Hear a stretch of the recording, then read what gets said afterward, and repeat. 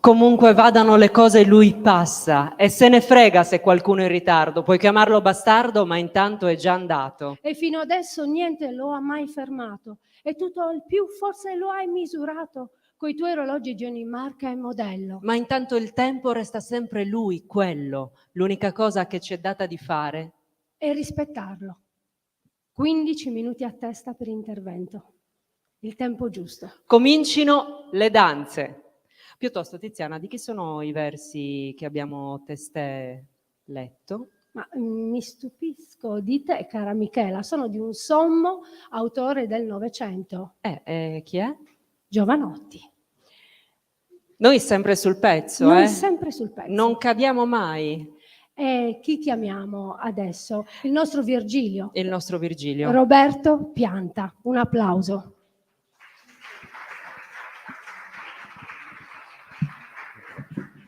Buonasera. Per fortuna mi assistono due angeli.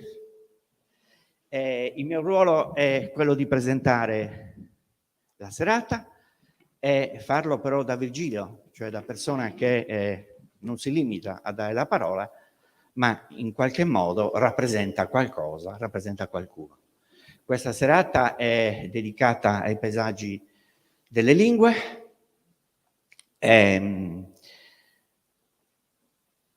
Io vorrei iniziare ricordando una frase di una scrittrice americana, Jhumpa Lahiri, che affermata scrittrice americana che nel 2011 si trasferisce in Italia per uno studio, un dottorato sul Rinascimento, ne rimane innamorata, studia l'italiano e decide di impararlo tanto da voler scrivere in italiano e nel 2015 scrive il suo primo libro in italiano, In altre parole, dove racconta il suo apprendistato della lingua italiana, e nel 2019 esce il suo primo romanzo in italiano. Dove mi trovo?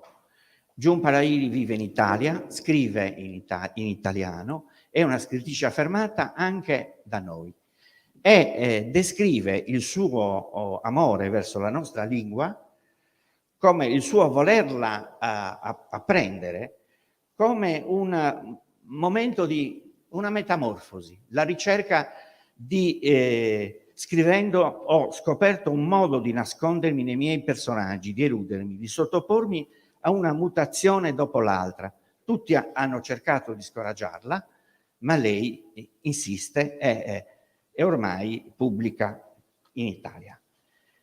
Credo che il potere dell'arte sia il potere di svegliarci, di colpirci fino in fondo, di cambiarci. Cosa cerchiamo leggendo un romanzo, guardando un film, ascoltando un brano di musica? Cerchiamo qualcosa che ci sposti, di cui non eravamo consapevoli prima. Vogliamo trasformarci, così come il capolavoro di Ovidio ha trasformato me. E questa Jhumpa Lahiri. Allora, stasera ci sono, come in tutti i paesaggi, domani ci sarà il paesaggio della storia, dopodomani il paesaggio delle isole e delle isole, è composto da diversi momenti. Non ci sono qui saluti istituzionali, dibattiti o altro. È una serata particolare. Noi abbiamo un po' come nei concerti, insomma, come nelle rappresentazioni, abbiamo un menù, un programma di sala. C'è un coro, cioè ci sono delle persone che leggeranno 3 minuti a testa, come hanno detto gli angeli, delle poesie. Poi ci sarà un dialogo, e stasera dialogheranno Bachisio Bandino, antropologo e scrittore, e Maria Antonietta Mongiu, credo non ci sia bisogno di presentarli. Poi ci sarà ancora il coro che fa da intermezzo quelle che un tempo avremmo definito relazioni, diciamo gli interventi dei relatori. Alessandro Mongili, Carlo Augusto Melis Costa, Niccolò Migheli, Giovanni Columbu, che presenterò al momento. E poi grazie agli angeli. Io avrò il compito, cronometro alla mano, di cronometrare la durata, perché chiaramente, come tutte queste manifestazioni, e poi le sale vanno abbandonate, c'è un problema di personale, eccetera. Avrò il cronometro lì, quando incomincio ad agitarmi vuol dire che è ora di tagliare. Grazie e buona serata a tutti, soprattutto complimenti a voi e un ringraziamento caloroso per aver osato sfidare i 40 gradi, che non è poco.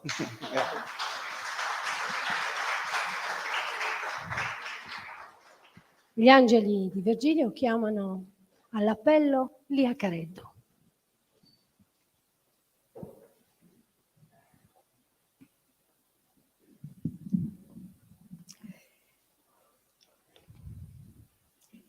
A unu ghemmu, se storrausu, arrenconausu, in s'arrughe su vortinu, arrimausu, senza cornottu e senza vaina, chi non c'ha prugenti a remu in sa marina. E custu è sul serio appustis dessa guerra, appustis dessa guerra su sciaccum desta ruttu, i sciaccu mannu vodottu is appendizius, is perdio stampagi, mesus derruttu castel desusu, bidanoa, chi non teni plus ortus ne giardinus e nosus su tempus denta regolli strastus, santi lassau, e pigausus in divuntis bascius, pigausu a unus, con cioveri buttegas e magasinus, is bascius nostrus, sempre allicchirius, segau a intro essa rocca antiga, friscus de stare e callentes de hierro, pagus onnisciunus, c'è staicia atturau. E non è staccabau, infatti su mercau beccius antivurau, su mercau manno a undi portamus in carino a ben di frisco subisce ancora sartiendi.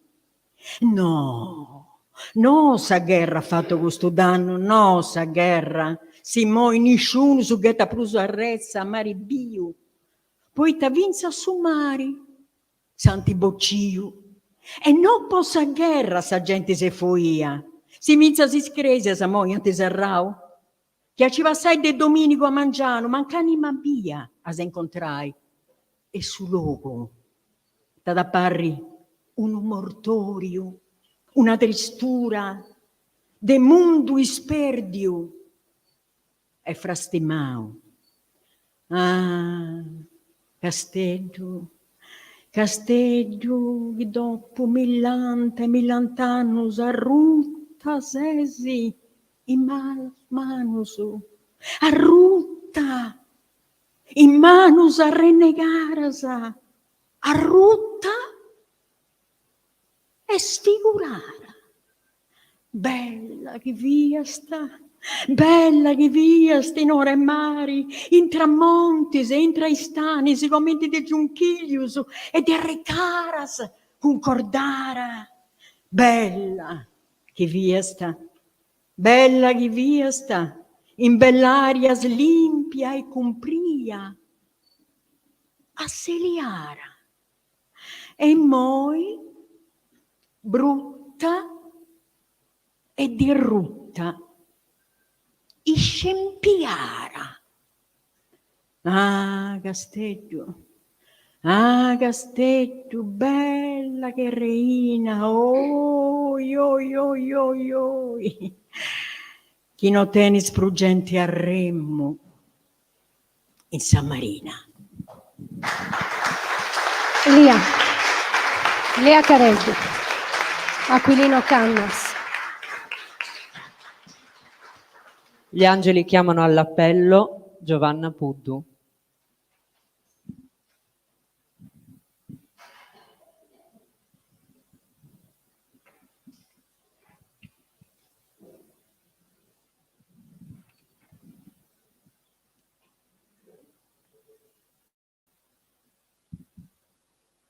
Su gastè desusu. Savarti, sabrusarte e sazittari e su gastè desusu, sabrus bella, chi goza de una vista senza eguali, bis de d'ogna spiragliu mari ed erra. Funti is arrugas astrintas che budellus, is domus su una satra piccigara. Si sulara su bentu e guddus bellus, se si spinta che volla in sa galara. Funti tres is arrugas principalis, via Genovesi che strinta che vetta, via Canelles che oberta su mari, via la Marmora in centru chi è deretta. Meras domus antigas de vacciara, funti con scalas largas, pianus tres, fianta de nobiltari altolocara, de gontis i marchesus, vicerres, salas con grandus quadrus e poltronas, burós con mos de stili, vetrineddas, a un dicesti una mecche cosas bonas, orologius acrais e statueddas. Atras domus funti a scale doppi, chi vais dottu sulendi punta susu, ti mendighin di sbucchi veru doppi, e candu lompis non divoris prusu. C'esti sa cattedrali, bella mera, c'è su museu, su palazzo reali, ci funti sturris, una bellezza vera. Fia su Pisano in sarti magistrali. Una bella vasillara e su bastioni, un terrazzo suspendio in su gelu, castiendi in giro in d'ogna direzioni, ti pare dominai su mondo intero. Sa vasillara de su buon cammino e a su ponenti, sa parti e su tramonto, candu ci ses ta riposo divino, ti gozas a sa vista in d'ogna puntu. Candu su soli si ghettara in su stani, lugint impari su gelu e sa terra, lompinti spampas in disde maestrali e invadi dottu e si incantu t'afferra.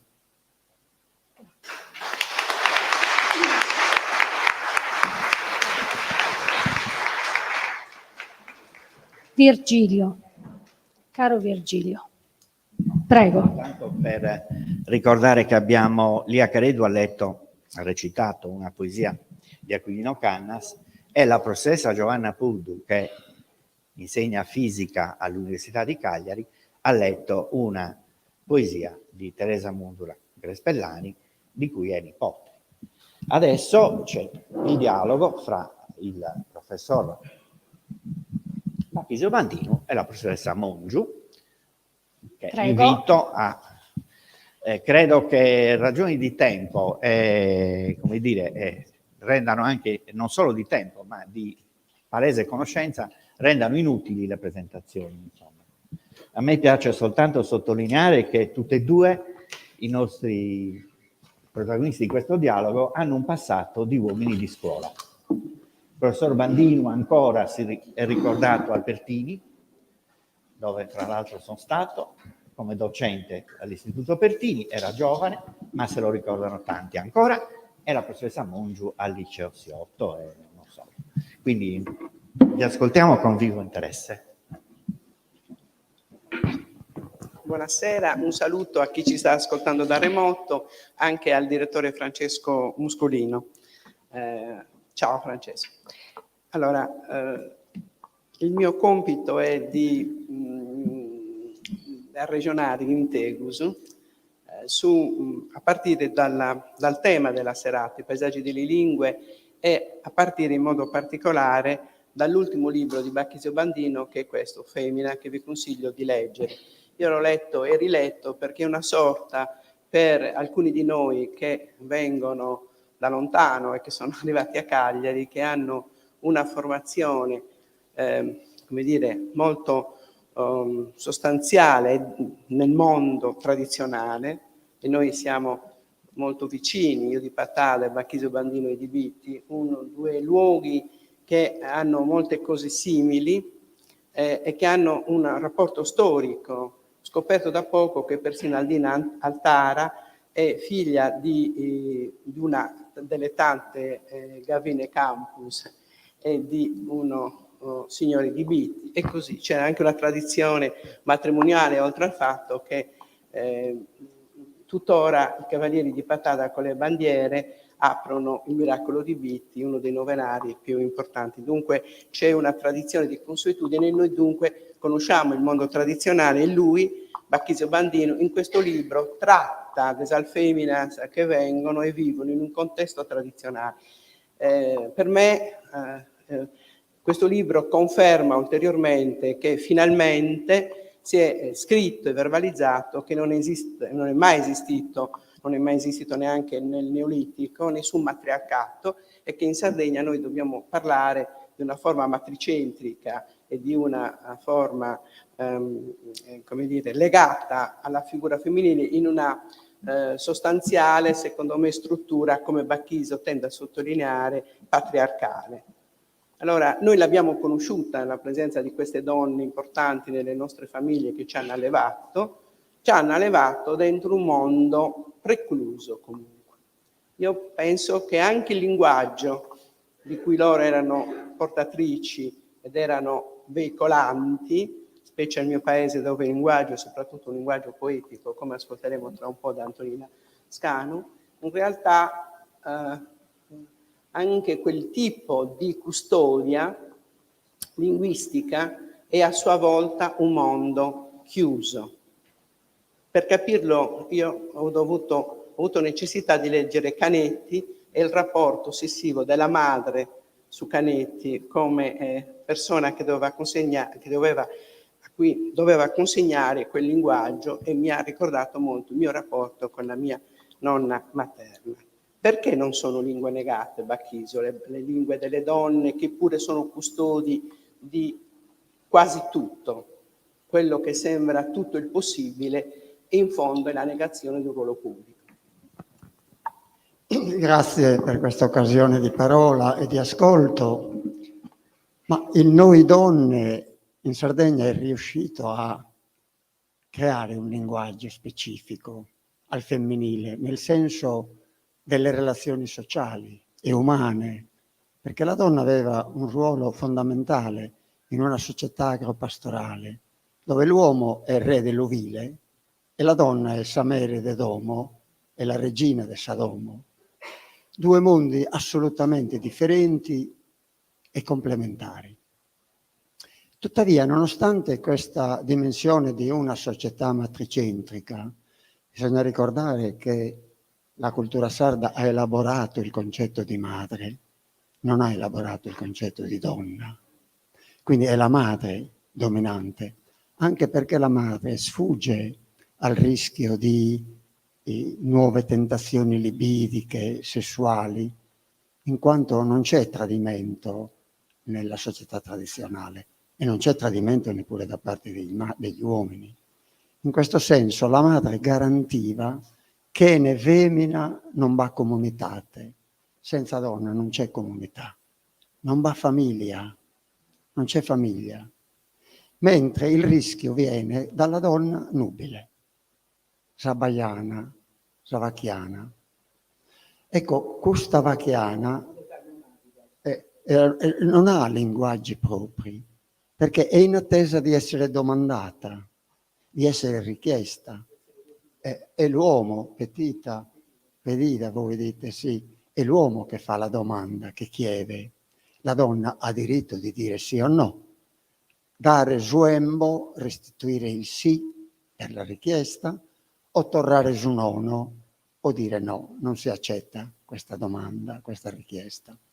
Però bisogna dire questo, che il dominio del codice maschile riguarda esclusivamente la dimensione della sessualità.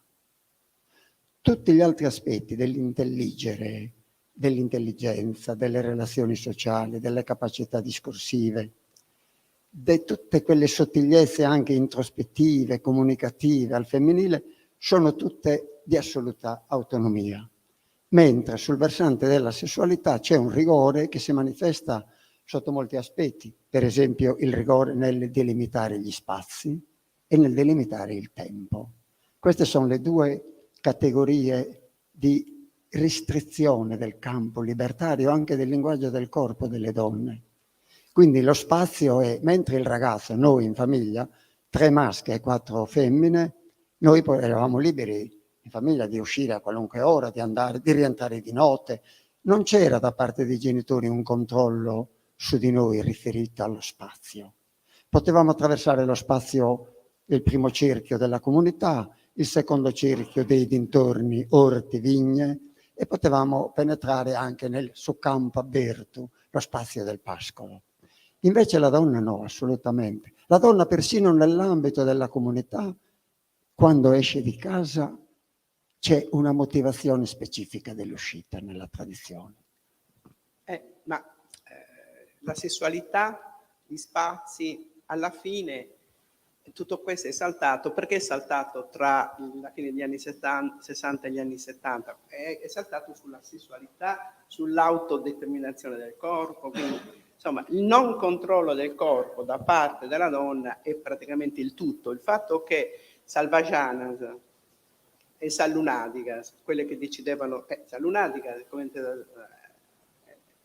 poi diventa Yammacca salunadica, cioè se uno aveva uno spazio, e credo che molti di noi che vengono da una società tradizionale questo lo capiscono, se una, ad esempio le donne che andavano fuori per fare la steracca a Roma e ritornavano, insomma, io ho un ricordo ben preciso, o alcune che vivevano in alcuni quartieri, c'è una dimensione di classe, del corpo e di classe, quindi in questo libro questo attraversamento, questo passaggio verso una forma realmente autodeterminata di spazio di libertà, si vede che anche tu fai fatica per certi aspetti, perché anche tu alla fine chi vi il mascio potete andare in un'diviaghiada, e io mi sentivo dire che fia voltunata perché avevamo un Uvrade Mannu che ci poteva accompagnare ai veglioni e si portava presso tutte le ragazze del vicinato,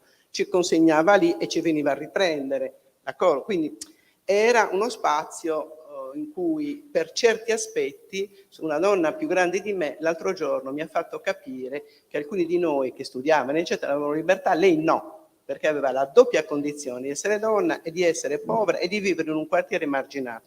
Quindi noi veniamo da una società tradizionale bellissima per certi aspetti, ma classista, molto escludente, se di accoldo oppure a chi dubbio. Certamente il passaggio antropologico più importante è quello da Zuburdu, il figlio illegittimo, alla ragazza madre.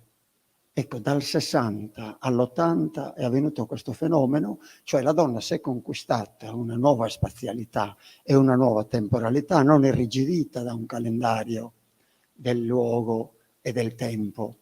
Ed è stato un procedimento sofferto, patito, quando nel mio paese per la prima volta una ragazza ha un figlio illegittimo e per la prima volta nella realtà paesana delle dicerie della critica sociale non c'è più il concetto di burdu, ma si è fatto un uvizzo, si è fatto un figlio, quasi una legittimazione rispetto al rischio. Prima vaghere sul burdo, avere un figlio legittimo era la fine per quella donna, per tutta la vita, non solo per lei, ma per la famiglia, per la comunità. Quando c'era un bisticcio tra donne nel vicinato, c'era subito l'accusa pronta. Molto voi che basta sono burdi in famiglia. Voi avete un figlio illegittimo, quindi prendeva tutta la genealogia, la parentela. Beh, questo passaggio è fondamentale alla legittimazione di una donna che può farsi un figlio senza che vi sia, come dire, l'autorizzazione della paternità, del fatto che non c'è il padre, tant'è che a Suburdo, non dandogli il cognome del padre, si dava un cognome di Fiore, perché la madre non aveva capacità di legittimazione. Ciò è tutto molto strano in una società matricentrica, però sempre bisogna ricordare che il restringimento di campo è dovuto soltanto alla sfera sessuale, Cioè, perché, la mia domanda è nel libro, perché la donna, perché l'uomo ha paura della libertà del corpo della donna? Questo è il discorso della parte, oltre la metà del libro è tutto sul versante dell'attualità, abbandono il discorso della società tradizionale per interrogarmi su questo. Quale paura? Perché l'uomo ha questa paura del corpo libero della donna? Scusa, io interloquisco un po' per dirti, perché attualmente si configura che in Sardegna, secondo me, ne scrivo ogni tanto, ritorno, c'è un maschile che viene da quel contesto così patriarcale, così rigido, così autoritario. Il fatto che mio padre potesse chiedere i soldi a mamma e facevano tutti così, in fondo, sembra quasi. In realtà è un maschile fragile, un maschile che viene da una storia bigiataria anche, no? E quindi che si mette insieme, adesso si mette insieme nella politica. E c'è un femminile che apparentemente sembra fragile e non è così. Poi io attribuisco la fragilità del maschile e del femminile non al genere, al sesso uomo-donna in questo momento, perché è possibile che anche in quei contesti tradizionali ci sia un femminile nel maschile assolutamente intelligente e capace, mentre vedo che quel maschile patriarcale così autoritario, così cupo, si è quasi rifugiato in alcuni contesti che sono che nella politica, e io lo trovo profondamente in crisi. Le cose più innovative in questo momento sono dentro un femminile più leggero, costruttivo, anche nei nostri paesi, anche nelle critiche sociali, anche in vita tua e in vita mia. Ci andiamo poco, ma capiamo subito una situazione così. Quante amministratrici in questo momento ci sono che in fondo hanno occupato quel campo? Naramilu 2. È vero, il passaggio fondamentale è questo, della donna che anche nelle nostre comunità dell'interno esprime i suoi sentimenti e dice al compagno, al marito: io con te non voglio più vivere, mi sento libera di fare una scelta. Ecco, la reazione dell'uomo è sconsiderata, sembrerebbe, non riesce ad elaborare la perdita. Non riesce ad elaborare la perdita perché è convinto ancora di una supremazia del codice maschile. Sono io, come possessore del codice, che posso dire ti lascio, non subire da parte di una sottomessa dal codice è la donna che lascia l'uomo. Ciò che però mi interroga sulla crisi del maschio oggi, a parte questa difficoltà ad elaborare il lutto della perdita, è perché si uccide. Cioè, perché colui che commette un femminicidio poi si uccide? Ecco, questo davvero pone inquietanti interrogativi, perché noi ci aspetteremo che, esaudito il codice, sono io che domino, ti ammazzo perché tu ti ribelli al codice, ma non capisco perché poi giunga al suicidio. Ecco, qui si apre, io dedico 2 capitoli per cercare di spiegare questo passaggio che non rientrerebbe in una spiegazione, come dire, razionale, riferita al codice. Evidentemente c'è qualcosa d'altro, non so se devo elaborare questo o lasciarlo come motivo così di spunto. Di riflessione. Io vi suggerirei, chiudendo, di leggere questo libro e di cercare il più possibile in diversi luoghi di attivarne la presentazione e la discussione, perché è uno dei pochi testi che sia uscito e che spiega, in qualche modo ragiona e si interroga sui temi della cosa estrema che è il femminicidio. Grazie.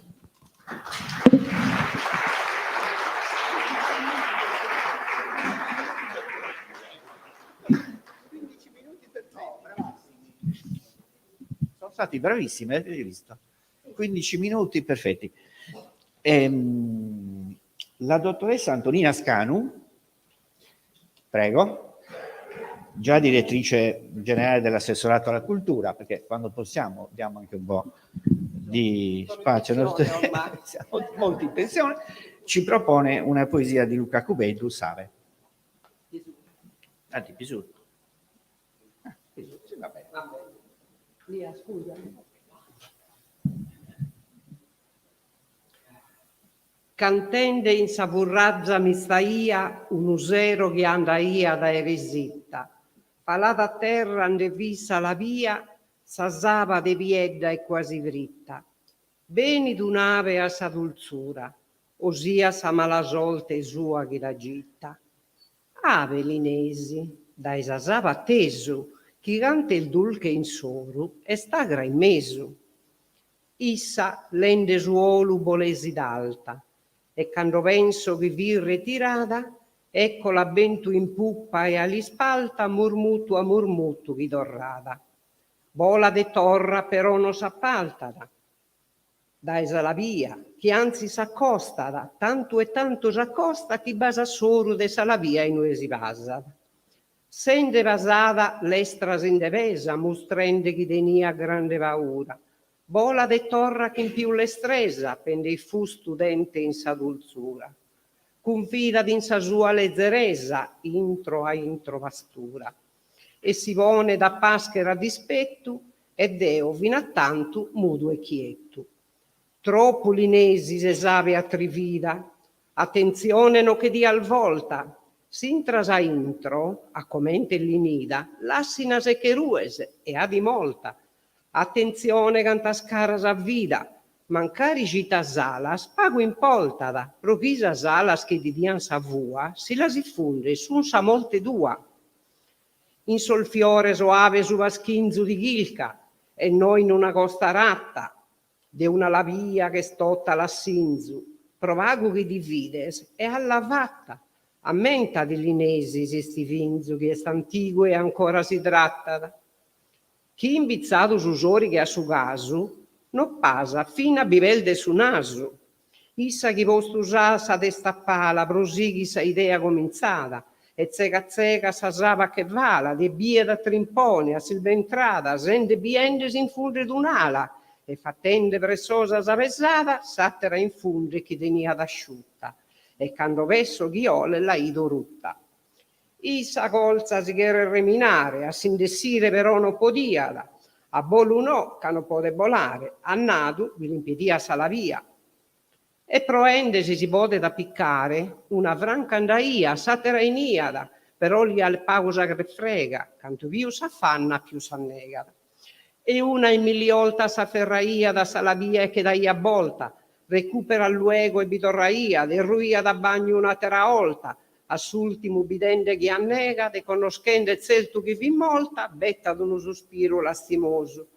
Ai chi dentato masso puzzinoso, custo non lo podia digerire, chi in tutto chi daia piedade, come linesi, o ave asa eschiresi da ponato onosa veritade, nara si ti podia pius avvertire in confidenza e buona libertade, e prono esposto menta mie, mori però, sa culpa, etta la tie. E come la sintesa, venida sesa accanto una raia, quel data sa tua lezzeresa, in uessa vivesa e bizzarria, pesa da bolo si divode, spesa. Però dotto di selvi de imbarasso, come non te ne sala se ne passo. Non pode narre il giustiscia mi paghere, tu e nessuno din da cagione. Mentre al de ghisudulche di viaghe t'aggrada sa gruburu, chi è regione. Non mi d'allegro, però mi lo va che narre sa vana tua presunzione. Pago di ale comodi da tappese, tu e di la schelfidu e tu e di lapes. Tu e nessuno di l'ha causato, no culpes a fulano né a suttano, che di lapo una volta e tant'annato.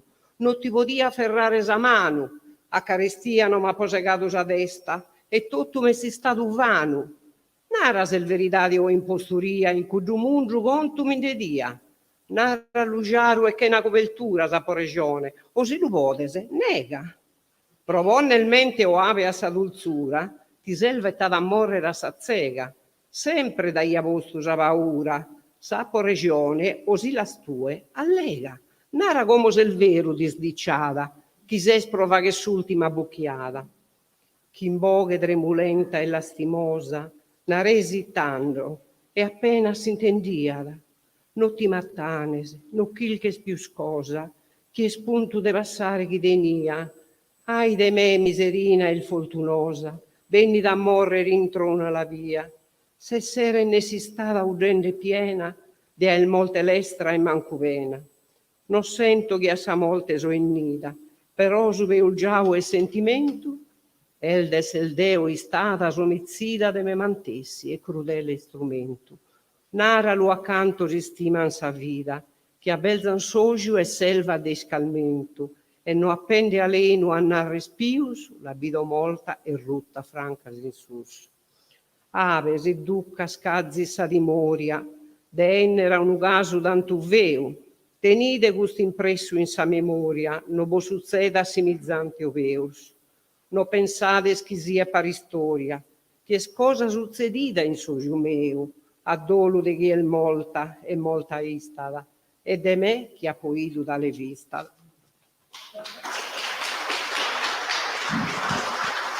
Grazie. Io chiedo al nostro Virgilio una piccola sospensione del tempo dall'alto delle mie facoltà angeliche, perché urge per me fare una domanda alla mia comare Angelica. Tiziana, allora a me è venuto un dubbio. In questa società matricentrica tu Sì, sei accesa? Sì. Sei autodeterminata? Sono autodeterminata e anche autodeterminante. Ma sei mai stata chiesta? Sono stata chiesta e richiesta. E ti sei data risposta? Sì, sono single. Bene, Benissimo, grazie. Virgilio. Passiamo la parola al nostro Virgilio.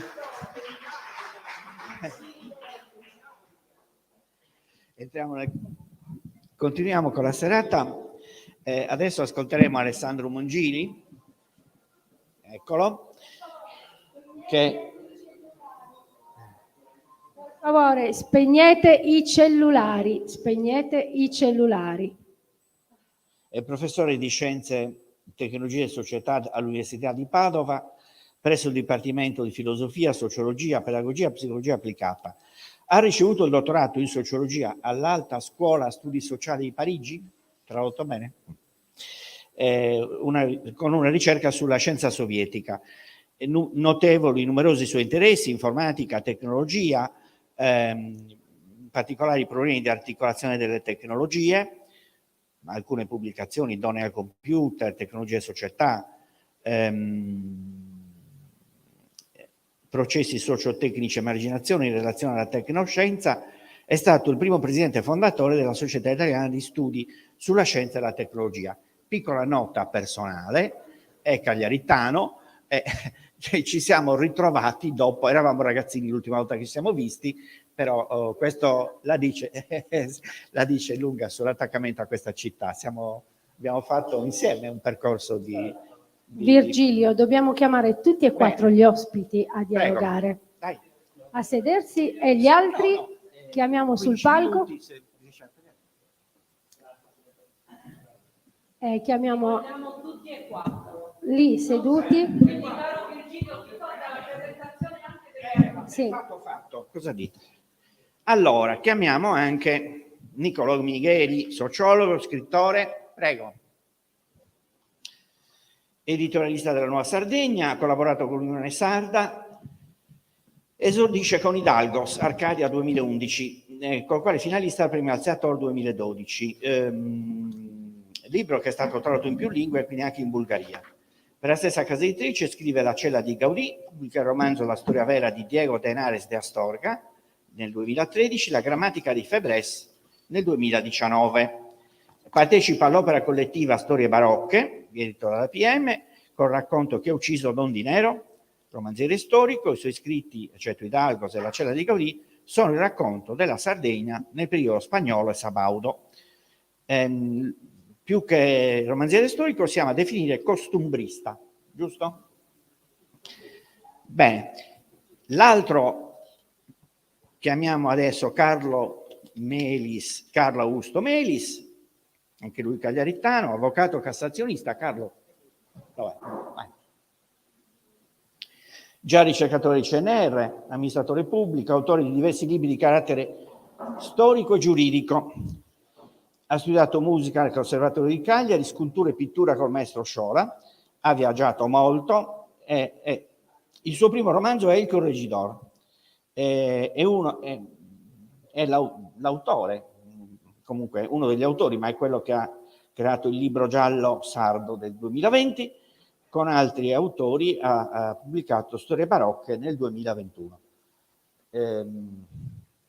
Manca Luigi Colombo, Giovanni. Prego. Vediamo se trovo. Se la trovo, eccolo qua.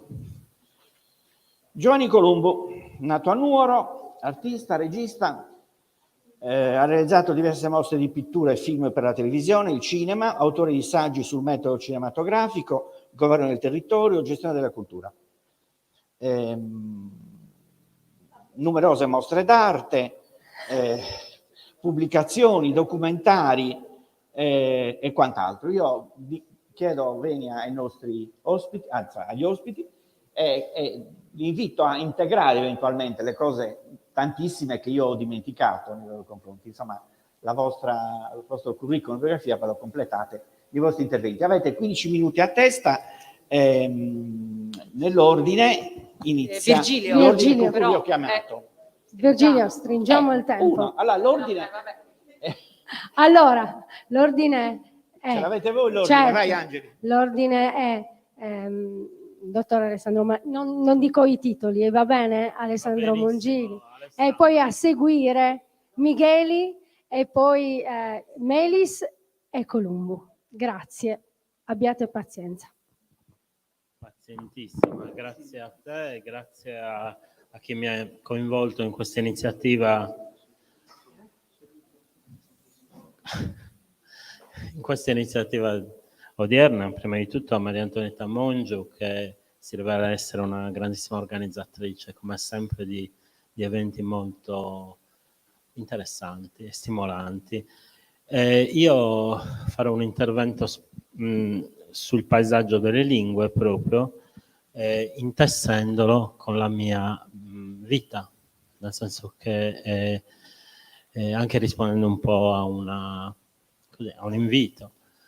Sono anche un po' imbarazzato perché non mi piace molto parlare della mia vita, però ho pensato che nella mia vita riguardo alla Sardegna ci sono stati 3 tipi di paesaggi linguistici: quelli di un bambino, quello di un adulto, diciamo, e poi quello più maturo che sto vivendo ora. Il paesaggio linguistico di un bambino degli anni 60. Io sono nato il 1° gennaio 60, figlio di un medico condotto in un paese della Marmilla. Io ho vissuto una situazione di segregazione linguistica totale, cioè nella mia classe tutti i bambini, tranne me, il figlio del segretario comunale, parlavano in sardo. Per quanto io potessi, il paese si chiama Gonostramazza, per quanto io potessi sforzarmi di parlare in sardo, loro mi rispondevano in italiano, una condizione diffusissima in Sardegna, che poi si è estesa non solo ai figli delle persone studiate, no? Ma anche alle donne, nella loro quasi interezza. Per finire, e poi è stata applicata alla quasi generalità dei figli, interrompendo la trasmissione intergenerazionale del sardo.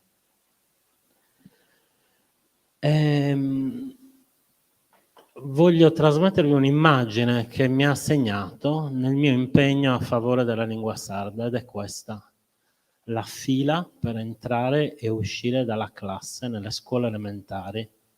A Gonostramazza, nella mia classe, si formava così: prima le femminucce e poi i maschietti, però prima delle femminucce su ville su dottori e su ville su segretario comunale, quelli 2 che parlavano italiano. Avrà un significato? Secondo me sì.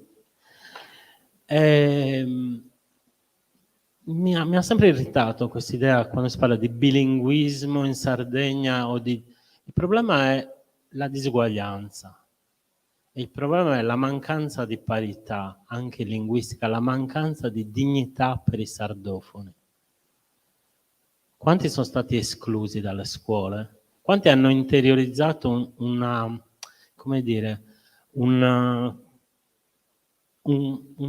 senso di inadeguatezza, di essere sbagliati, come dice la Butler? Ma noi non siamo sbagliati. Il secondo paesaggio che vi propongo è quello da adulto. La mia famiglia si è trasferita a Cagliari. Qui vedo molti miei compagni di scuola, io ho fatto il Dettori, però prima di fare il Dettori ho fatto anche il CIMA. La mia era una famiglia particolare, diciamo così. Entrambi i miei genitori erano laureati. Mio padre era sedilese, mia madre era mezzo arizzese e mezzo cagliaritana, la definirei. Aveva infatti con il sardo un rapporto diverso da quello di mio padre. Mio padre era stato messo nel collegio di Santo Lussurgiu e aveva questo italiano che io chiamo agghiacciante, un po' del capo di su, segregatissimo, per cui quando parlano in italiano sembra di leggere un libro, e quando parlano in sardo, mentre invece, diciamo, queste sono mie opinioni personali che possono anche offendere, lo so, però è la mia impressione. Invece, diciamo, sull'altro versante della famiglia il sardo non dominava, ma circolava con meno separatezza, diciamo. E anche a Cagliari io sono convinto che il sardo è un po' nascosto, ma sopravvive forse meglio che in altri luoghi. E però questo secondo paesaggio da adulto per me si caratterizza per una cosa. Io inizio a studiare il sardo. Io ho un ricordo vivissimo della lingua sarda di Max Leopold Wagner, che io mi sono comprato, forse avevo 13 anni, non lo so. Non mi ricordo dove, se da Trois in via Puccini o da Fossataro nella libreria che c'era in piazza Echinusa. Questo libro lo conservo, mi era sembrato una meraviglia di libro, ancora oggi penso che lo sia. Tra l'altro ho letto da poco il carteggio fra Wagner e lui ha fatto questa operazione incredibile di iscrizione del sardo nella scienza linguistica moderna, un'operazione che troppo spesso noi sottovalutiamo, ma è un passaggio fondamentale. E niente, quando ho letto Boris Pahor, come lui descrive il modo in cui impara lo sloveno, no? Anche lui un po' da grande, come lo impara? A Capodistria lui inizia a leggere tutto quello che gli capita in sloveno, tutto.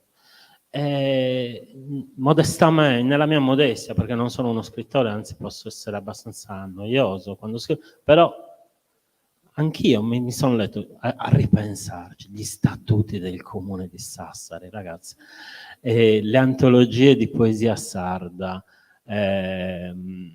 Peppantoni Sarricco, qualsiasi cosa, cioè, perché in fondo io mi sentivo un escluso da questa lingua, mi sentivo un segregato e allora personalmente ho imparato molte lingue. Ho imparato molto bene il francese, ho scritto 2 libri in francese, poi ho vinto una borsa, sono andato a lavorare a Mosca, ho imparato il russo, parlo l'inglese, che è una lingua che non riesce a piacermi, purtroppo è l'unica utile, però ho sempre un po' di però è come, forse ci vorrebbe uno psicologo per spiegare, io non lo sono, però un po' lo collego a questo stato di segregazione linguistica che ho vissuto da bambino. Quegli anni, gli anni 70 e 80, sono gli anni in cui si smette di chiamare il sardo un dialetto, no? E sempre di più iniziamo a chiamarlo lingua, iniziamo ad assumere coscienza del fatto che abbiamo fra le mani un patrimonio culturale enorme. Cioè, ragazzi, sono gli anni in cui si scrivono dizionari, si scrivono grammatiche, mai abbastanza, secondo me, soprattutto grammatica e metodi per imparare il sardo. Il sardo come una collezione di farfalle, no? Viene preso e spillato, vengono descritte le etimologie, eccetera, eccetera, però è una fase importante anche quella che sfocia, per quanto mi riguarda, spero di non sforare, qualcuno mi può dire... Ok, in un terzo paesaggio linguistico che mi coinvolge è quello un po' della presa di coscienza e quindi della decisione di parlare in sardo. Sono contento che qui ci sia Bachisio Bandino, perché lui inconsapevolmente è legato a un episodio molto importante della mia vita che voglio ricordarvi. Io ho iniziato a parlare in sardo, devo dire, grazie a Giuseppe Corongio. Lui ha applicato un metodo con me. Cioè lui, mentre io tendevo a tornare all'italiano seguitava a parlare con me in sardo, e questo mi ha un po' sbloccato, perché io conoscevo, come molti di noi, quasi tutti noi ragazzi conosciamo il sardo, però non riusciamo a tirarlo fuori, giusto? Ecco, e lui mi ha molto aiutato, mi ha insomma costretto, e per cui in questi anni c'è stata un'esperienza per me professionalmente dirimente, la partecipazione al gruppo che ha fatto la ricerca sociolinguistica qui in Sardegna, perché io è vero che mi occupo di tecnologia e di scienza, però lavoravo qui all'Università di Cagliari prima e venni coinvolto da Anna Oppo, una persona che ho stimato tantissimo, nella ricerca sociolinguistica finanziata dalla giunta del presidente Soro, in cui c'era anche Maria Antonietta Mongio, che ha avuto un ruolo fondamentale, ovviamente tutti noi lo sappiamo, in quel passaggio. Una ricerca compiuta in modo molto professionale, attraverso le interviste, come si dice, paper and pencil, cioè fatte direttamente nelle case da intervistatori addestrati, con un bassissimo livello di missing, cioè mentre in genere le survey oggi hanno un 40% di dati persi, vuol dire gente che non risponde, che non è interessata, eccetera. Quella sulla lingua sarda è il 10%, è un dato che forse dice più dei dati della ricerca, cioè la gente è interessata. E quello è stato un momento importante, e appunto seguito da questa mia decisione di parlare in sardo e di parlarlo male, ovviamente, perché all'inizio una lingua, chi ha imparato le lingue lo sa, non si parla bene, cioè ci sono un sacco di pasticci che si compiono, e un giorno il Bachisio appunto mi invitò a presentare gli esiti di questa ricerca alla RAI. E io andai e parlai in un sardo improbabile, secondo me lui fu molto gentile come suo solito, però il mio sardo secondo me faceva acqua da tutte le parti. Comunque cercai di spiegare questa cosa, e poi dissi a mia madre: mamma, sapete come funzionano le famiglie, mamma, quel giorno verrà trasmessa questa trasmissione, ci sarò io, senza dirle che era in sardo, non volevo un po' capire la sua reazione. E io andai a pranzo quel giorno a casa di mamma qui a Cagliari, e lei mi guardò e mi disse: ma tu questo sardo dove l'hai imparato? Che è una cosa che mi colpì molto, perché la dice lunga, no? Sulla trasmissione intergenerazionale, su come i genitori si sono responsabili del fatto che il sardo fosse una zavorra e basta. Dunque, il paesaggio contemporaneo del sardo è un paesaggio quantitativamente ristretto, ma qualitativamente profondamente diverso, secondo me più interessante degli altri. È vero che tutti i miei compagni parlavano in sardo, ma il sardo era considerato un dialetto, era considerato da disprezzare. Adesso ci sono centinaia di persone che si iscrivono ai corsi per imparare il sardo. Il sardo viene usato nei media e per esempio noi insieme ad altri adesso stiamo sperimentando un metodo proprio per sbloccare le persone che hanno una conoscenza del sardo e non riescono a parlarlo. Quindi c'è una panoplia di iniziative intorno al sardo. Non voglio essere troppo ottimista, però osservare che il panorama linguistico si è modificato. E non vorrei essere troppo pessimista, perché insomma l'evoluzione dei fenomeni si misura anche da buon sociologo seguace del teorema di Thomas. Vi devo dire che l'interpretazione condivisa dei fenomeni pesa molto sulle conseguenze che possono avere. Per cui se noi pensiamo collettivamente sempre di più che il sardo è una nostra ricchezza e non un nostro errore, magari c'è qualche speranza. Almeno io ce l'ho. E niente, mi sembra di aver detto tutto quello che volevo dirvi. Le uniche cose, sì, sostanzialmente è il legame con le altre lingue. Ho sempre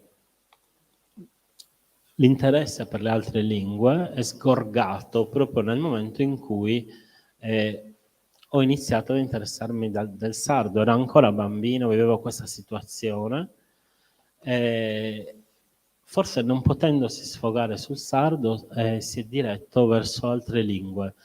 E ci sono alcune lingue nelle quali io mi sento sempre libero, soprattutto il russo, una lingua che Turgenev, vabbè, è molto celebre la definizione del russo che dava Turgenev, era quello di una lingua libera, in effetti lo è.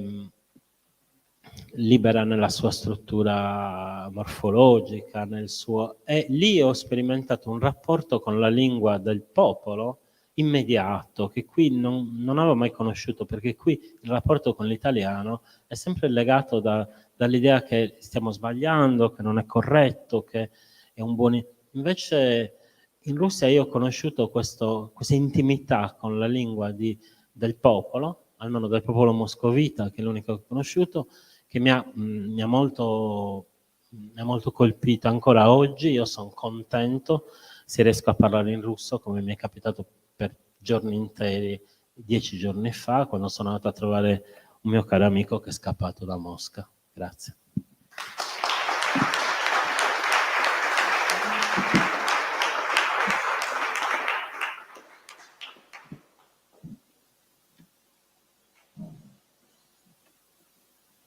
La parola a Niccolò Migheli. Grazie. Grazie. Grazie a voi, grazie a Maria Antonietta per avermi coinvolto anche nell'organizzazione di questi pomeriggi. A me tocca un compito un po' particolare, perché io parlerò di lingue, ma parlerò del Settecento, e quindi non ho la parrucca, anche se un amico su Facebook ha detto: ma siete tutti dei parrucconi. Certo, siamo gente del Settecento, non dei romantici ottocenteschi come te, però intanto un primo sguardo sulla Cagliari del tempo. Un intellettuale cagliaritano del Settecento, eccetto Alessandro Mongili, parlava molte più lingue di un intellettuale attuale. Alessandro, da questo punto di vista, è quello che ci si assomiglia di più. Faccio un esempio, perché questo si è capito. Un personaggio molto importante, Giovanni Maria Angioy. Giovanni Maria Angioy ha studiato al Cano Poleno di Sassari, quindi conosceva sicuramente latino e greco. Poi conosceva lo spagnolo, abbiamo lettere sue in spagnolo, conosceva l'italiano, perché parte dei suoi studi li aveva fatti in italiano, e conosceva il francese. Forse conosceva anche l'inglese. Il motivo qual è? Che nel 1725 il consolato britannico a Cagliari fece il primo club massonico e Giovanni Maria Angioy era anche massone, quindi non è escluso che conoscesse anche l'inglese. Dico questo perché poi per me è stata una grande scoperta, ed è stata una scoperta sostanzialmente negli studi che ho fatto per scrivere questo libro, che si chiama La grammatica di Febres, su di un personaggio molto, come dire, dimenticato in Sardegna, ma molto conosciuto invece in America Latina.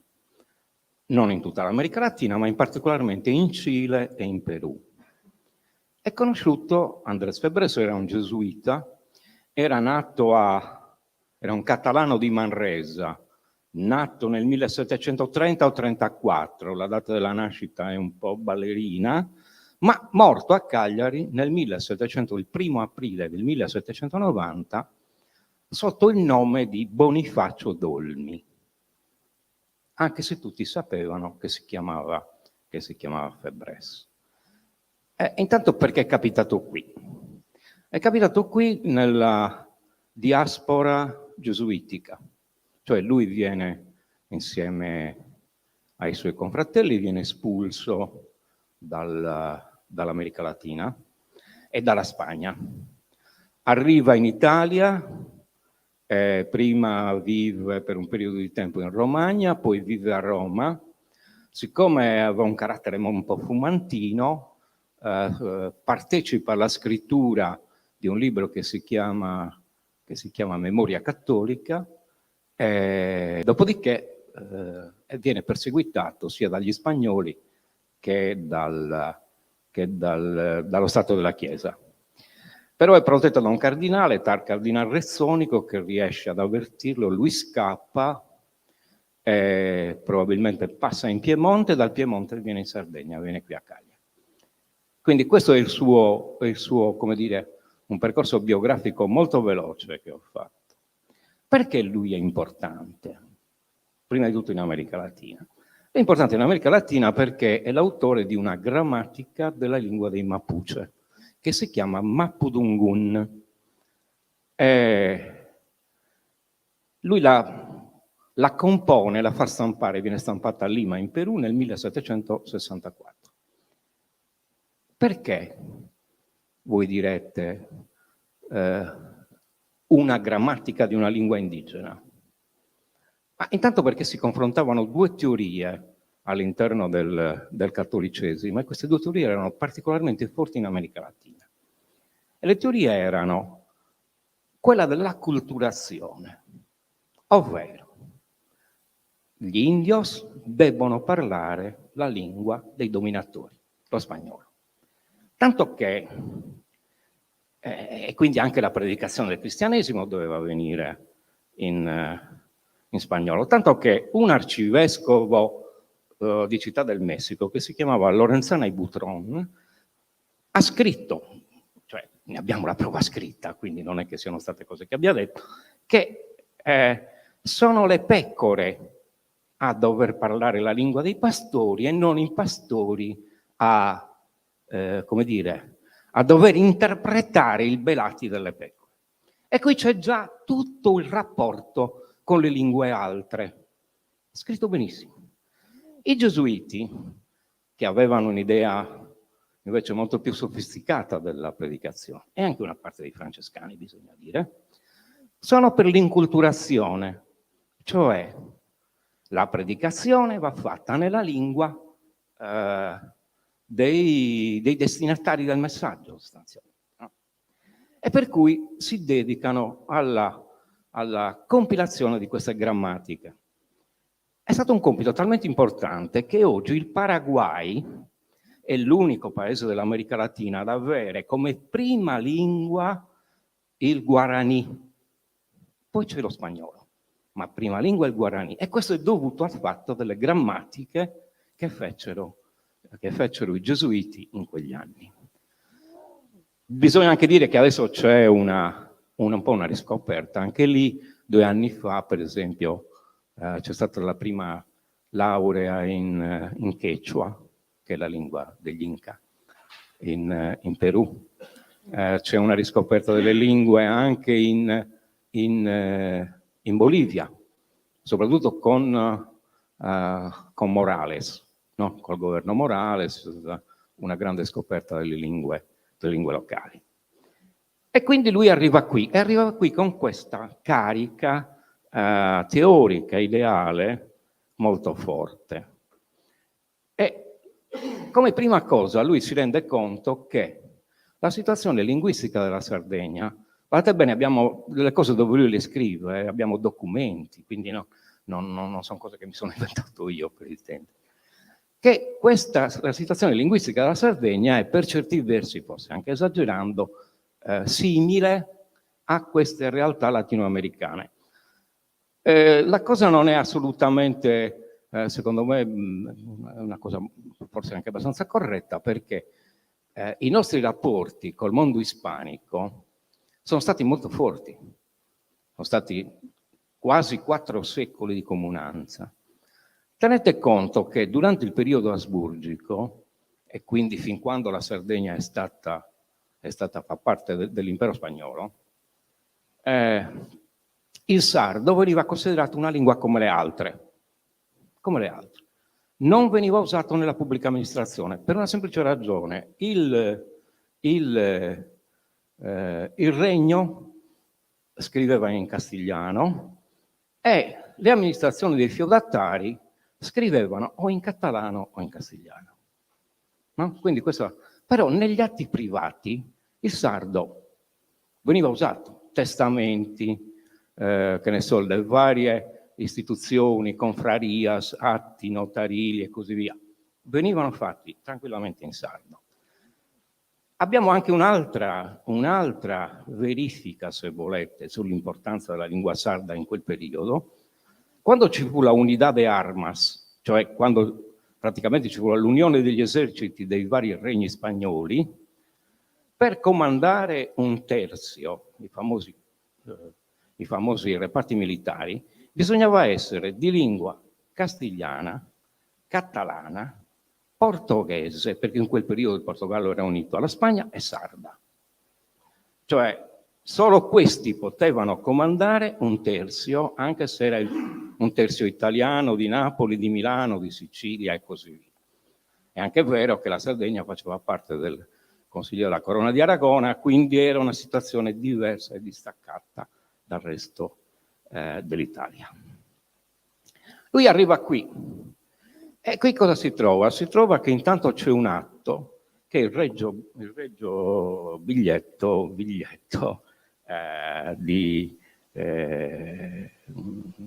come si chiamava? Insomma, del Boggino, il quale a metà degli anni 60 impone l'uso della lingua italiana nella pubblica amministrazione e nella scuola, creando una situazione abbastanza curiosa perché l'italiano esisteva, veniva parlato da pochi, veniva utilizzato da pochi, cioè da quelli che facevano gli studi sostanzialmente a Pisa. Ma quanto tempo ho? 5 minuti, oh mio Dio. E allora correrò.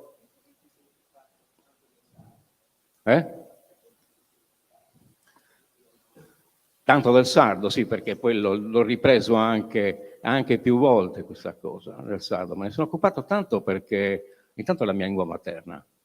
Io fino all'età di 5 anni ho parlato solo in sardo. Ho appreso l'italiano come lingua straniera. Lo parlo come libro scritto, come dice giustamente, venendo da nord, come dice giustamente Alessandro, no? Lo parlo così. E quindi c'è questo interesse. Ecco perché poi, incontrando questi personaggi e queste vicende, l'interesse aumenta. Perché questo personaggio, per esempio, è l'autore della prima grammatica in sardo, grammatica scomparsa, non si sa che fine abbia fatto. È fatta seguendo il principio che loro chiamavano della lingua general, cioè quello che oggi noi chiameremo lo standard. Cioè erano convinti fino in fondo che una lingua si legge, tu hai uno standard, punto. Non ci sono altre strade, Lo standard permette la lingua e permette anche, come dire, i dialetti, permette tutto, però questo dobbiamo avere. E quindi questo mio interesse nei confronti del sardo, naturalmente incontrando personaggi di questo genere diventa ancora più forte. Perché tocca le fibre intime. Io non immagino, per me non è naturale parlare con mie sorelle o ai suoi tempi con mio padre e con mia madre in italiano. Sarebbe usare una lingua falsa, no? Potevo parlare solo con il sardo, ma il sardo non è solo la lingua del cuore. È una lingua di comunicazione. Attualmente io sto facendo un'esperienza interessante che è parlare di politica internazionale in sardo alla radio, la domenica mattina. E questo cosa vuol dire? Vuol dire che improvvisamente devi anche arricchire il tuo vocabolario, usare prestiti, fare operazioni per farne una lingua normale.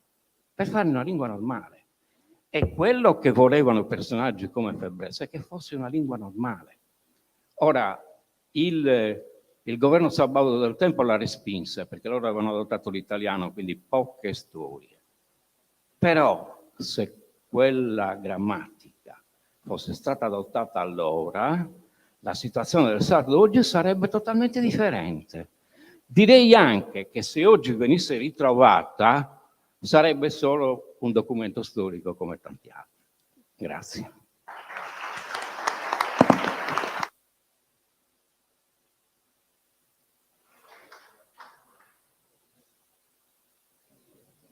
E adesso è il turno di Carlo Augusto Melis Costa. Grazie. Con Niccolò ci troviamo sempre d'accordo e anche questa volta mi ha dato il là per poter andare avanti. Partiamo dalla lingua, no? La lingua definisce territori e definisce situazioni e definisce cose. Negli annali pontificali di Roma si parlava del re Numa come dotato di questa dote particolare della parola creatrice, che in realtà nessuno è mai riuscito a interpretare correttamente o capire che cosa volesse dire, poiché se ne era perso ovviamente il significato.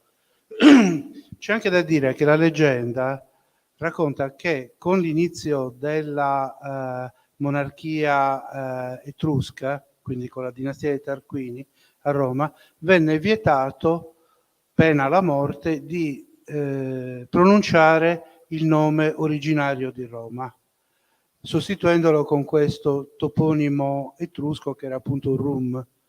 Questo dice la leggenda. Poi attraverso diverse ricerche si è ricostruito anche quello che probabilmente doveva essere il nome originario di Roma. E questa cosa, cioè il cambiare nome, cambiare definizione e stracciare il passato, è una cosa che è spesso presente nelle definizioni linguistiche. Anche nelle definizioni spesso politiche. Kelsen dice che vi è una differenza nella storia della Germania tra il termine Reich e il termine Bund, che è quello che viene utilizzato oggi, no? Per Reich si intende il dominio su un territorio, per Bund invece si intende una federazione di popoli, quindi si passa dalla cosa alla persona. Teniamo conto che nel processo di germanizzazione del XIX di inventare parole che non esistevano, un po' come era successo con la commissione del 1948 in Israele, perché vi erano alcune zone della Germania unificata del Secondo Reich dove non si parlava tedesco, come ad esempio Dresda, dove si parlava un dialetto slavo. Alcuni termini venivano inventati non attraverso l'introduzione dal lemma greco, come nel caso telefono, no? Telefono, noi usiamo il termine telefono, è la fusione di due lemmi greci. In Germania diventava Fernsprachen, parlare da lontano, e questo termine è rimasto maggioritario fino al secondo dopoguerra, fino a quando con l'occupazione americana è diventato telephone il termine maggioritario. Analogo problema si era posto anche per il latino moderno, che oggi viene utilizzato principalmente solo in Vaticano, dove mi ricordo un dibattito nel 1986 ci si chiedeva se esprimere i termini della tecnologia con una perifrasi oppure introducendo un termine di genere neutro come telefonium o un lemma di natura indeclinabile come internet. E alla fine, io mi ricordo uno studio di Lombardi su Studia Documenta e Storia Iuris, aveva concluso per questa definizione. D'altra parte, la Kulturkampf per imporre il tedesco come lingua franca dominante in tutto il Mitteleuropa, un Mitteleuropa che allora andava dalla Galizia ucraina fino alla Renania, fino a Strasburgo, ha avuto anche dei riflessi importanti sulla letteratura. Se si pensa, si ricava dalle lettere di Kafka al padre, che appunto gli rimprovera di avergli imposto il tedesco rispetto alla lingua madre boema, lo rimprovera perché dice: tu credevi di fare di me un ottimo cittadino della comunità tedesca, ma in realtà hai tolto la mia identità.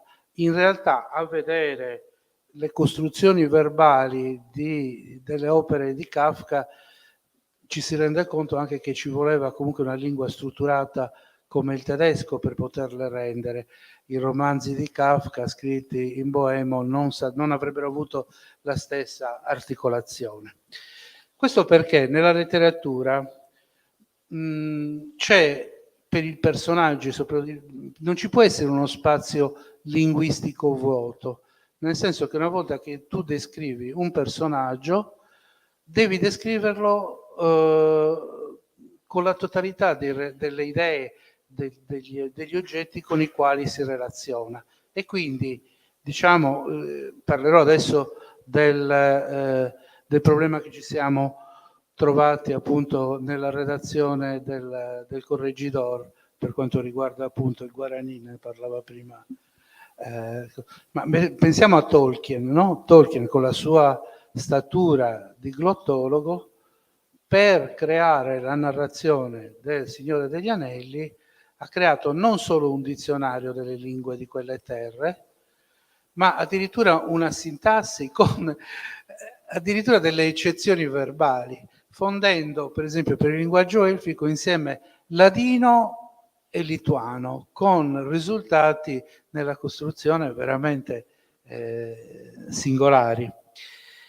E questo mi fa pensare come per esempio anche dei grandi autori sardi come Paride Rombi o Salvatore Satta abbiano descritto realtà dove l'italiano era di uso ridottissimo, però mai ricorrendo ad espressioni o ricorrendo episodicamente ad espressioni di tipo sardo. Con Francesco Abate, nella redazione del Corregidor, abbiamo fatto una scelta intermedia. Non ho sforato, no. Benissimo. Abbiamo fatto una scelta intermedia, nel senso che dovevamo descrivere un ambiente, un paesaggio mentale, ma anche dei suoni, delle vegetazioni, degli onomatopeismi, per dire, di 400 anni fa, a fronte di una lingua che è il Guarani, anche se allora veniva chiamato Tupi, che non è mai stata una lingua morta, come diceva giustamente Niccolò. Oggi ci sono televisioni, giornali che vengono stampati in Guarani. Quindi abbiamo dovuto fare una ricerca, in questo caso a contrari, evitando di introdurre elementi modernisti per cercare di mantenere quello che poteva essere il suono e la dimensione e la terminologia di un Guarani allora ancora solo parzialmente contaminato dallo spagnolo e contaminato, guarda caso, proprio tornando al discorso della impossibilità di uno spazio linguistico vuoto, laddove c'erano termini della tecnologia o della modernità del Seicento, venivano introdotti termini spagnoli perché non potevano avere ancora nel patrimonio linguistico. Poi sono state costruite, ripeto, un po' come è successo per l'ebraico moderno, che nessuno parlava nel 1948, tranne che nei riti del sabato, e pochissima gente sapeva cosa voleva dire,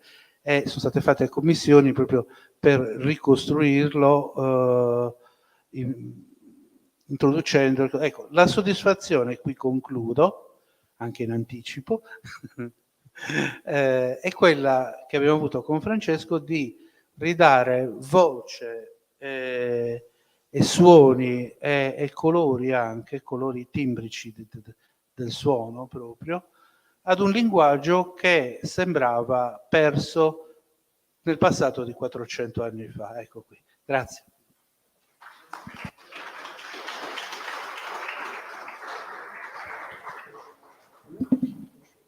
E adesso è il turno del maestro, concedetemi maestro, Giovanni Columbu. Maestro è proprio un'espressione sarda, no? È mastro e muru, mastro e linna e mastro di film. Come? Ah, maestro e cinema. Ecco, bene. E così sono maestro di cinema. Allora, dunque, seguire un filo è abbastanza difficile per me. Quindi, acchiappandone uno a caso, chissà che strada facendo, la cosa cominci ad assumere una sua coerenza anche per quanto riguarda i temi. Allora, comincerei a dire una cosa che riguarda il sardo. Ciao Alessandro. Ecco, che è questa. La paura di non essere capiti. Per un bel pezzo, quel che si cercava di fare in sardo, io devo dire che cioè, per me non è mai stata una preoccupazione, però sentivo questa considerazione che aveva il carattere di un rimprovero o comunque di una preoccupazione per qualcosa che si faceva destinandola a circuiti molto limitati. Ecco, giusto la Sardegna. Ora, in realtà posso veramente dire oggi, completare questo riferimento dicendo che non solo esiste la paura di non essere capiti, ma esiste l'illusione di non essere capiti, che è altrettanto grave, anzi a mio parere molto più grave, perché si è sempre capiti invece, si viene capiti. Scusate, lo dico questo, non l'ho letto da qualche parte, cioè è proprio così, lo posso testimoniare, perché i miei lavori, fatti tutti in sardo, sono sempre stati capiti all'estero, in Italia, ovunque, e questo è successo anche quando in diversi casi per problemi a causa di disguidi logistici, ad esempio è successo che sia stata proiettata la pellicola sbagliata, cioè ovvero una pellicola senza sottotitoli, cioè, la gente non se ne è manco accorta. Io mi tormentavo durante la proiezione pensando, mamma mia, cosa stiamo infliggendo a questo pubblico, questo film con queste parole che non so neanche quanti sardi potrebbero capire integralmente, e la stiamo infliggendo a dei romani piuttosto che a dei canadesi di varie città o altri paesi, eccetera, dove gli stessi film sono stati presentati. Poi dopo invece vedo che la gente era tutta contenta e nessuno si era posto proprio il problema dei sottotitoli. La cosa era stata capita comunque.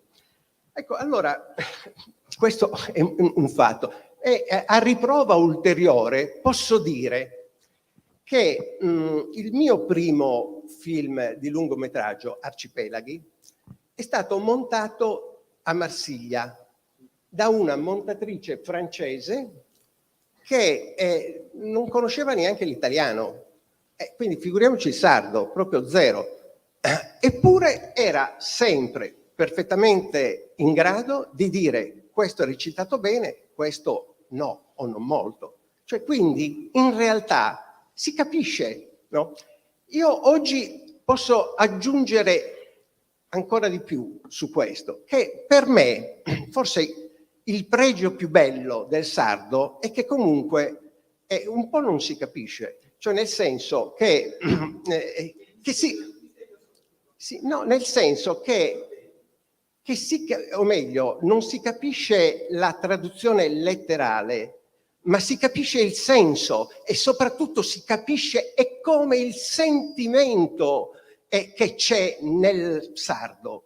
Forse come in tutte le lingue, tant'è che l'ultimo film a cui sto lavorando, che l'ultimo in realtà è il prossimo, l'ho premontato in svedese, utilizzando parole, diciamo, pezzi di altri film, messi lì così che semplicemente mi funzionavano come assonanza. E devo dire con rammarico che poi questi purtroppo appartengono ad altri film, non li potevo tenere, e poi c'era il rischio sempre che qualche svedese magari potesse domani vedere questo film e capire il significato proprio delle parole utilizzate e che poteva eventualmente, come dire, disturbare invece la suggestione di quei suoni.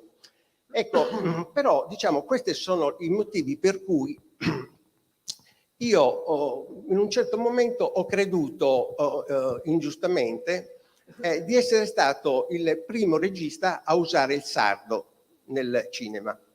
Non è così, perché il primo regista, posso dire oggi con maggiore, avendoci pensato un po' di più, che il primo regista è De Seta, il quale ha fatto Banditi a Orgosolo. Qualcuno dirà, ma hai parlato in italiano?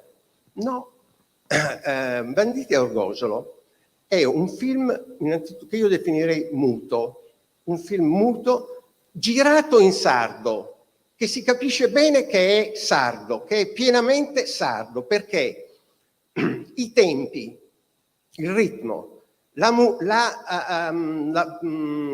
come dire, la mimica di Banditi a Orgosolo e la gestualità e tutto quello che il complesso degli aspetti espressivi che accompagnano le parole che noi non sentiamo, perché sono state tolte, ma c'erano, sono assolutamente sarde.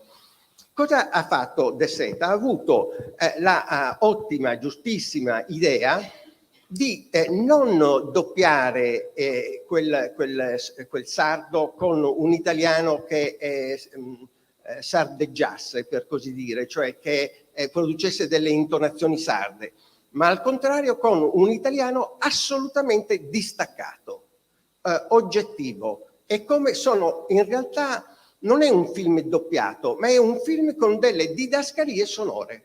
Cioè, anziché avere sotto le didascalie o i cartelli, io direi anzi, di un film muto, c'ha una voce che accompagna e che non disturba, perché è del tutto trasparente. Poi non ha niente a che fare con, non interagisce con la mimica e con quello che appunto noi vediamo che appartiene al sardo.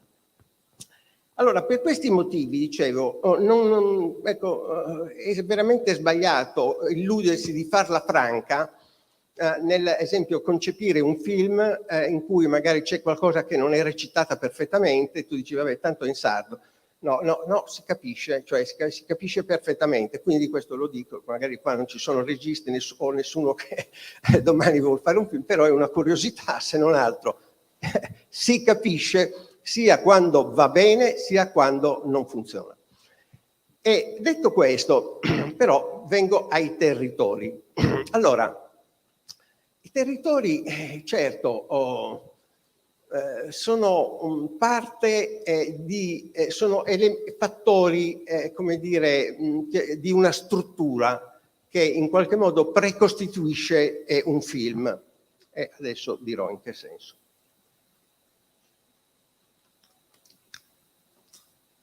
Da architetto che non ho laureato, ma che non ho mai fatto, che non ha mai fatto l'architetto, posso dire che mi è piaciuto però paragonare un film ad una architettura, nel senso che anche un film ha le sue fondamenta, ha i suoi pilastri, ha le sue strutture che in qualche modo precostituiscono la possibile efficacia dell'opera. Se si sbagliano le fondamenta, proprio come in un'architettura, cioè non c'è niente da fare, il film non starà in piedi, non funzionerà.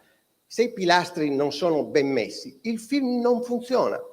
Se è girato in un posto sbagliato, anche quello che magari non funziona per qualche motivo, proprio come un'architettura che non ha trovato il suo luogo idoneo o migliore, ecco, anche quello farà sì che il film non funzionerà o funzionerà male e sarà poi diciamo, inutile cercare di intervenire per migliorare o abbellire attraverso le infrastrutture, mettendo tramezzi o colori, eccetera. Non c'è niente da fare, sono proprio degli elementi fondamentali. Ecco, allora, questi elementi fondamentali sono certamente l'idea, innanzitutto, l'idea della storia che si vuol raccontare, il luogo in cui raccontarla, gli interpreti che si scelgono, si adottano, e quindi la lingua. Perché? Perché la lingua è conseguente già alle prime fondamenta. Non può essere una lingua estranea a un certo territorio, o se è estranea ci vogliono dei motivi.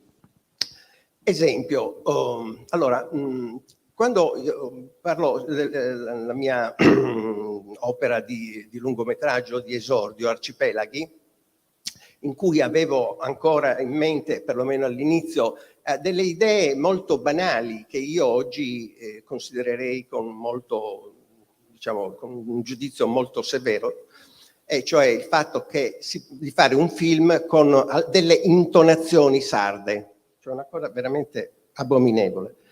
Ecco, tant'è che i primi provini, addirittura sollecitato dalla produzione che mi guidava, a me che non ho mai fatto un lungometraggio, li avevo fatti a Roma e mi avevano proposto una serie di bravissimi attori e attrici, però che per fortuna poi la cosa non si è conclusa, perché sennò magari c'era il rischio che io mi trovassi poi a lavorare con questi.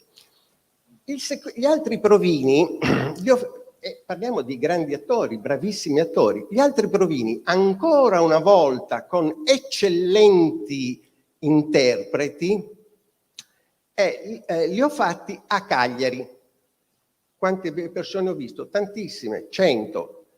Però cioè, io lo dico anche scusandomi, perché mi dispiace che dico, perché c'è qualcuno, ci sono dei colleghi che lavorano a Cagliari, e certo, allora va bene scegliere gli interpreti a Cagliari.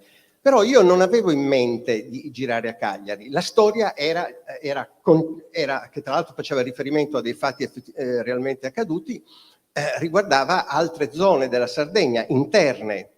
Quindi questi attori di Cagliari in effetti non c'entravano niente, cioè mi rendo conto che poi un po' imitavano, per sentito dire, quello che potevano essere persone o personaggi, eccetera, della Sardegna,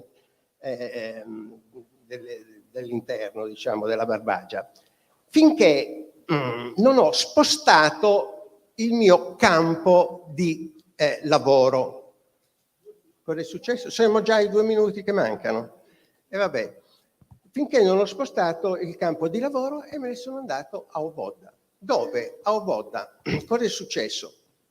Che chiunque era perfetto, no? Cioè tutti andavano benissimo. E quindi alla fine non c'era neanche bisogno di sceglierli, bastava mettersi per strada, acchiapparne uno che passa, eccetera, quello era un attore perfettamente adatto.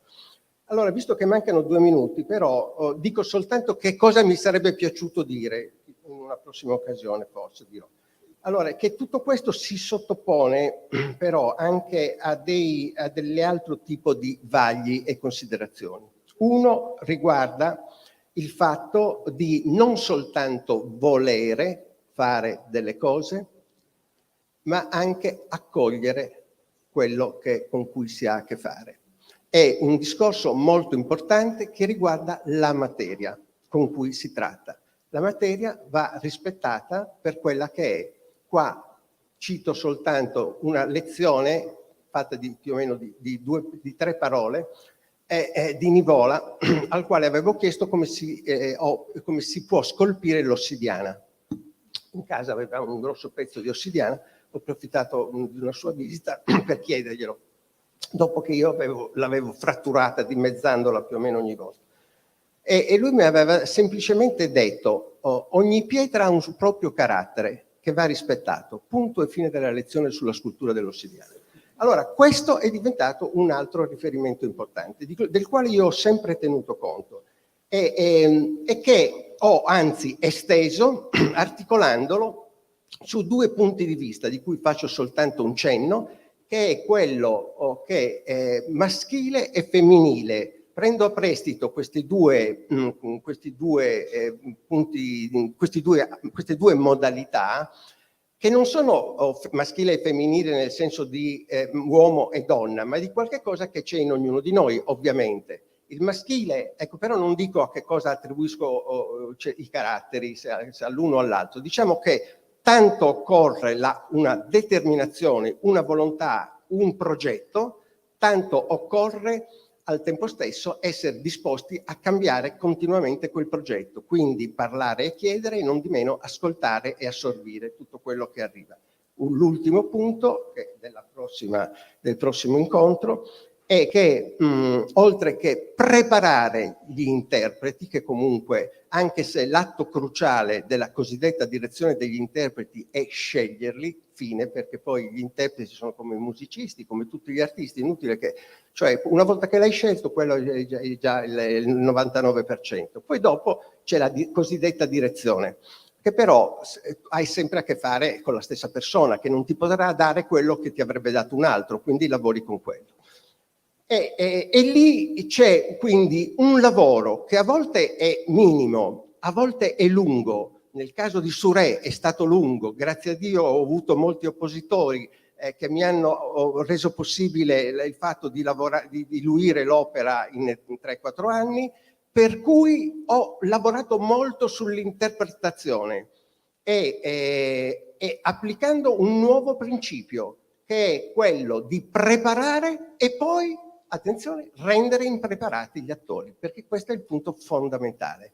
Perché se si vuol far emergere qualche cosa che non è frutto di una volontà neanche da parte dell'attore, anche lì c'è un maschile e un femminile, ma deve scaturire da qualche cosa che è inconscio. Portare un attore al punto da recitare senza volere, senza esserne consapevole, anzi in un certo senso contro la sua consapevolezza, ci sono una serie di tecniche che io uso, dico serie di tecniche o meglio di metodi e non un metodo, perché i metodi valgono finché non si capiscono. Non appena si capiscono i metodi non funzionano più, esattamente come per lo psicanalista nei confronti del paziente, che usa una serie di metodi per far sì che il paziente incorra nel fatidico atto rimosso, che è la verità.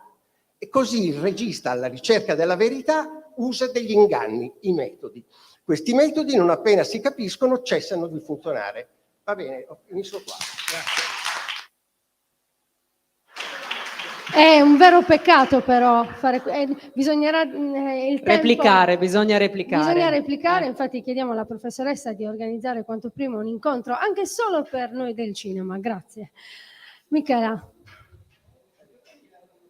Ah sì. Benissimo. Quindi ringraziamo, congediamo i nostri graditi ospiti con un altro applauso. Grazie. Potete accomodarvi? Sì, ve ne dovete proprio andare, ma con affetto però. E anche con eleganza. E anche con un po' di malinconia, perché siete stati bravi. E con eleganza. E invece io adesso, per spezzare un attimo questo momento così, perché sennò poi diventa tutto così tanto culturale, invece no, parliamo un po' di frivolezza anche. Ok, sì. Io devo dire una cosa. Troppo culturale, sì. Sì, no. Abbassiamo il livello culturale immediatamente. Devo raccontare una cosa della mia vita. Nella mia vita, nella mia famiglia, chi sapeva parlare il sardo se ne vergognava profondamente. Quindi il sardo nella mia vita è stato bandito, si evitava con tutte le forze all'interno della mia famiglia. A casa mia un po' sì, un po' no, ma perché c'erano delle lingue un po' confuse, il siciliano, il sardo. Tuttavia però tu, Tiziana, lo parli meglio di me. Ma io lo studio, sì, bisogna andare a studiarlo. Perché tu lo studi, ma infatti la nostra, però ecco, a casa mia non si parlava, io il sardo non lo so parlare, un po' lo capisco, e per fortuna però non faccio programmi televisivi. Esatto. E quindi... mi posso vantare almeno di questo. E neanche radiofonici. Cioè noi ci sottraiamo in realtà quando ce lo propongono. Preferisco evitare. Ma però Tiziana, io mi domando delle cose. Sentiamo. Allora, ci sono delle parole molto moderne che io proprio non saprei come tradurre, tipo il semaforo. Come lo chiami? Il semaforo non esiste in sardo, bisogna inventarla la parola. Allora, questa è la proposta lucida e sottile. Siccome mancano parole, dov'è il professor Mongili? Se n'è andato? Eccolo qua. Mancano delle parole, mancano la terminologia moderna. Infatti qualcuno dice che la lingua sarda morirà fra 30 anni perché non esistono proprio nuovi termini, no? Allora io ho pensato che si potessero inventare, per esempio semaforo, suvrimma e passa. Suvrimma e passa. Suvrimma e passa, E sì. se ti dico borsa frigo? Vabbè, grazie, cioè facili le parole, grazie, ti ringrazio. No, perché estate, borsa frigo si usa, no? Passami la borsa frigo in sardo, come lo dici? Savriscula. Savriscula. Da bertula a fresca, friscula. No? Bello. Sì, ma io le parole le invento. E vabbè, asciugamano? Non esiste asciugamano. Cioè, proprio l'ho chiesto anche a Lia Careddu, non lo sa nessuno. Non esiste la parola asciugamano in sardo. Allora, non lo so, io mi limito, diciamo che su questa passo, ma mi posso concentrare su neologismi. Io ho inventato neologismi. Beh, per esempio, se tu volessi dire la parola niente. Direi niente. Ok, grazie. E adesso la parola al nostro Virgilio che deve introdurre. Che introduce le ultime due. Rita De Dola. Avvocato, che conosce, legge una poesia di Raffaele Caria nel Algherese, giusto? Prego.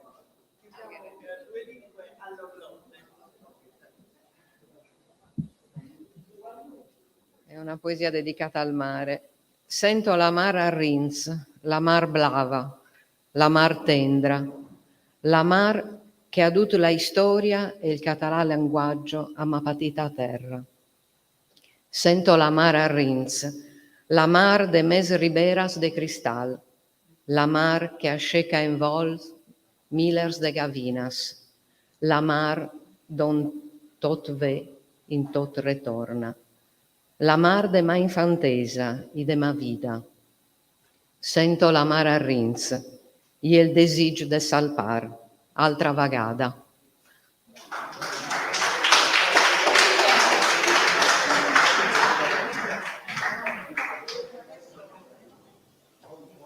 Chiudiamo con Franco Mannoni. Gallurese, giusto? Una poesia? Va bene.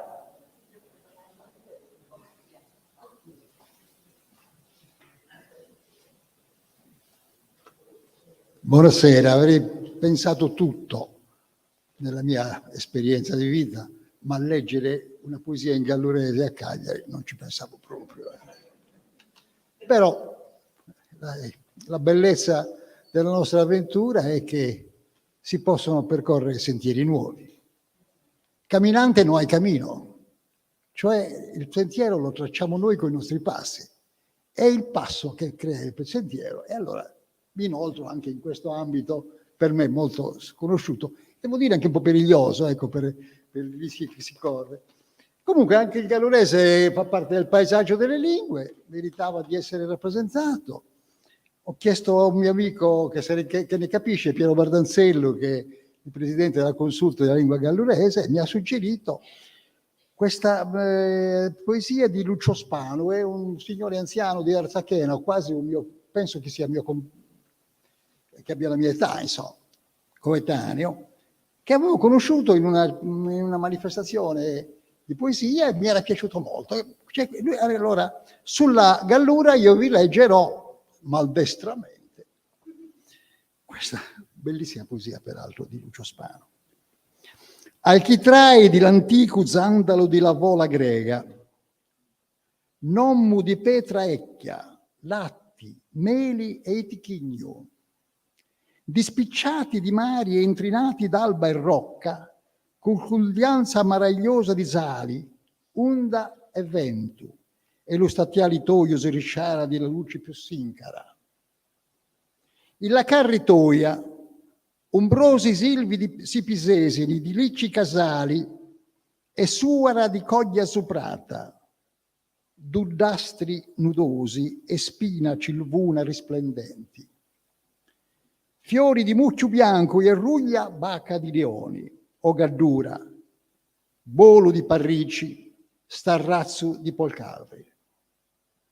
Il lusangutoio di narachi li prismi cussoggi apparughi resini, con sanni di brunzueldi, tandu muta, gli disti la ruina di lavattia, di la mamma disesperata la cunnolto inquieto, e l'altizia di catavari la petra vitta grumassi. Il lusinutoio da un bè s'è azziccato lumari, rama delicata ricamendi di rena a bedduvini, prenda spantosa sgubbiendi di granito diamantino. Lumari, ti muta semita di baldana maurredda, patutu mezzo di differenti selva angena.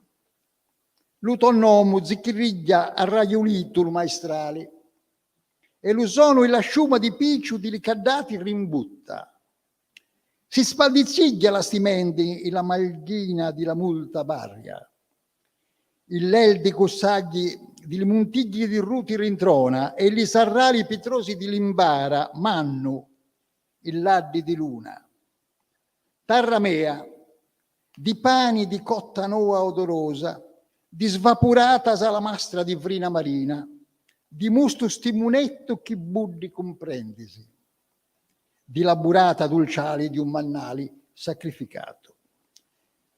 Mamma dunosa, tataia di stazzi spalti, viculo aresto e salioso di enti al dita, testimonia silena, attrici che napalti, granito viccuto chi solo il tempo insicca, a beddo ecchia, stedda d'ugnora, amata gaddura. Siccome sono l'ultimo, mi sento in dovere per tutti di ringraziare chi ha organizzato questo bellissimo incontro, e in particolare Maria Antonietta, che è parte sempre attiva ed entusiasta di queste belle iniziative. Speriamo di farne altre. Grazie.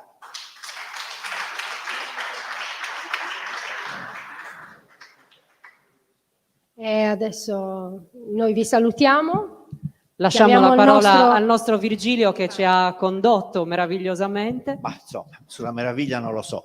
Io ho finito gli appunti, quindi non so più cosa devo E fare allora- se non sedermi. E allora chiamiamo la professoressa sentirvi. Mongiu a Certo. salutare e a ricordare l'appuntamento per domani. Grazie. Grazie a tutti voi che avete partecipato. Grazie ai curatori Francesco Muscolino, Niccolò Micheli, Carlo Augusto Melis Costa, insomma il gruppo che è Francesco Abate, e anche me, tutto sommato, che calico una cosa. Grazie al personale che ci ha consentito anche questa apertura fino ad adesso, e questo è molto importante, alle lucidi e sottili con cui giochiamo spesso, perché questo è quello che ci piace ancora fare, significa che loro saranno ugualmente con noi domani. La Virgilio sarà una preside, semplicemente perché noi puntiamo molto all'istruzione, sempre più, senza questa non esistiamo. Poi saranno quelli che i due dialoganti sono due storici di una vita che sono vissuti di storia, Franco Masara e Marinella Ferrai Cocortu, perché domani è il passaggio della storia. Il passaggio della storia a quel punto vede 4 romanzieri, non è che quelli di stasera non lo fossero, ma 4 romanzieri straordinari che sono Francesco Abate, Bianca Pizzorno, Giuseppe Monni col suo Corpo della città ed Gemiliano De Idda e Pietro Piccià. Quindi vi aspettiamo. A domani. Saluto quelli che da remoto ci stanno seguendo e so che come sempre sono tantissimi. Grazie, e mi raccomando, la richiesta per tutti quelli che ci ascoltano è di andare al museo, perché la maggior parte crede che questo sia il museo che si riapre. Questo è l'ex Regio Museo che abbiamo riaperto dopo 30 anni, ma il museo archeologico con tutte le collezioni è la cittadella dei musei e noi qui abbiamo i cosiddetti depositi aperti alla direzione. Grazie Lucide. Buona serata, a domani.